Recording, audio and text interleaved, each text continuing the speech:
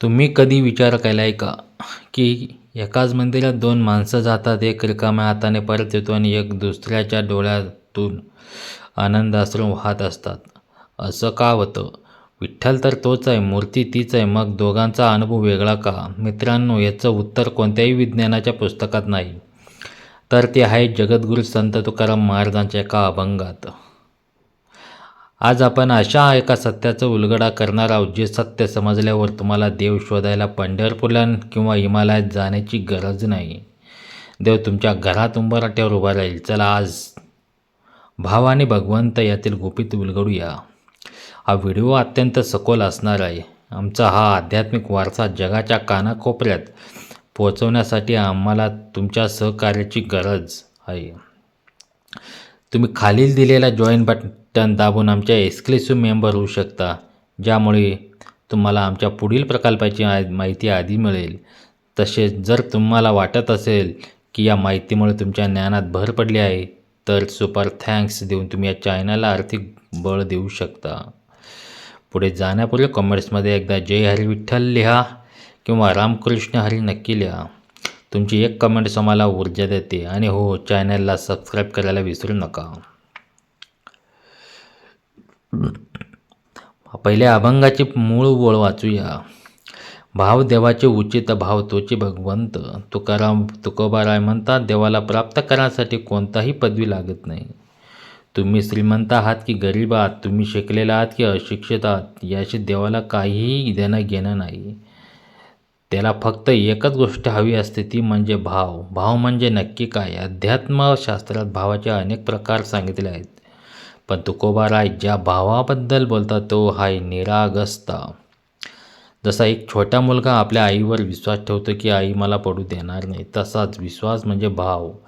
आपण देवासमोर जातो आणि देवा आपण मागण्याची यादी घेऊन जातो.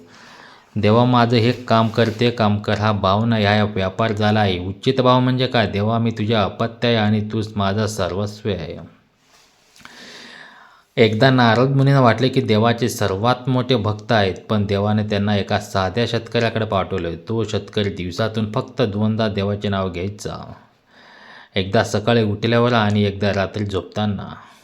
नारद मुनींना आश्चर्य वाटले. देवाने त्यांना एकदा एक तेलाने काठोकाठ भरलेली वाटी दिली आणि सांगितले, ही वाटी घेऊन त्या नगराला पूर्ण प्रदक्षिणा घालून या, पण एकही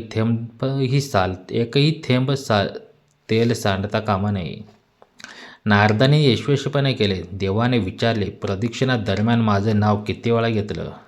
नारद म्हणाले, देवा माझं सगळं लक्ष तेलाच्या वाटीकडे होतं. नाव कसं घेणार? देव हसून म्हणाले, तो शेतकरी संसाराची तेलाने भरलेली वाटी सांभाळूनही माझं नाव घेतोय, तो खरा भावाचा भक्त. धनधान्य शुद्ध जाती, संदेह कैचा तेथे चित्ती.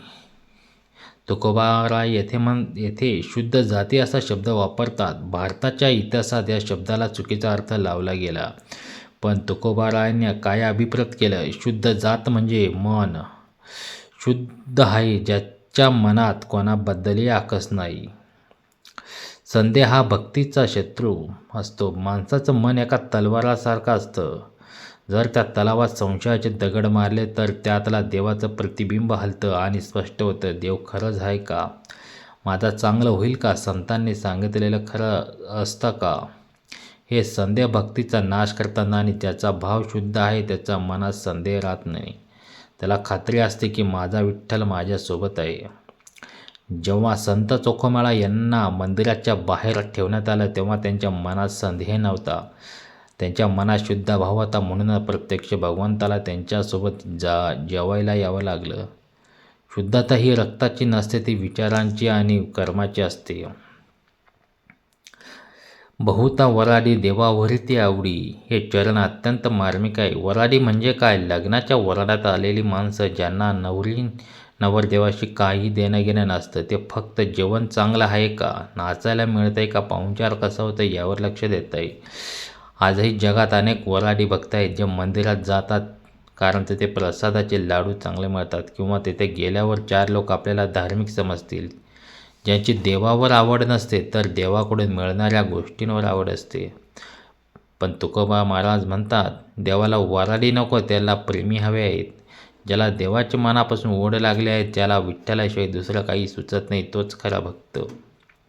जशी शाबरी रामाच्या वाटेकडे डोळे लावून बसली होती. तिला मंत्र माहिती नव्हती, तिला पूजा माहिती नव्हती, पण ती देवाची आवड होती. तुका म्हणे हे रोकडे, लाभ अधिकारी चोकडे. शेवटी तुकाराम महाराज अतिशय आत्मविश्वासाने सांगतात की हे सगळं रोखंड आहे. अध्यात्म म्हणजे मृत्यूनंतर स्वर्गात मिळणारी गोष्ट नाही. तुम्ही इकडे भाव ठेवला की तिकडे तुम्हाला शांती मिळायलाच पाहिजेत. हाताशी असलेला अनुभव आहे, पण हा लाभ कोणाला मिळतो? जो अधिकारी आहे. अधिकारी कोण? जो चोख आहे, ज्याच्या वागण्या बोलण्यात पारदर्शकता आहे, तो जो लबाडी करत नाही, जो आपल्या कर्मात प्रामाणिक आहे. अशा चोख माणसाला भगवंत स्वतःहून शोधत येतो. या अभंगाच्या आजच्या काळात उपयोग काय? मानसिक शांती. जर आपण कर्मात भाव ठेवला तर ताणतणाव कमी होतो. विश्वास. संकटाच्या काळातही भाव आपल्याला आधार देतो. जर आपण प्रत्येक माणसात देव पाहिला तर समाजातले वाद संपतील. जो एक भावाचाच भाग आहे. मित्रांनो, हा विषय खरं तर एक जन्मातही संपणार नाहीत, इतका अथांग आहे. पण आजच्या या चर्चेतून आपण काय शिकलो? देव बाजारात मिळत नाही, तो आपल्या हृदयात आहे. तो फक्त भाव आणि नावाचा पडदा बाजूला सारण्याची गरज आहे. हा व्हिडिओ तुम्हाला कसा वाटला? तुमच्या आयुष्यात भावामुळे एखादा चमत्कार घडला का? कॉमेंट्समध्ये नक्की सांगा. जर तुम्हाला हा विषय मनापासून पटला असेल तर व्हिडिओला शेअर करा, जेणेकरून संतांचे विचार प्रत्येकापर्यंत पोचतील. अशा सखोल प्रेरणादायी व्हिडिओसाठी चॅनलला सबस्क्राईब करा आणि बेल आयकॉन दाबा. पुन्हा भेटूया पुढच्या व्हिडिओत. तोपर्यंत रामकृष्ण हरी.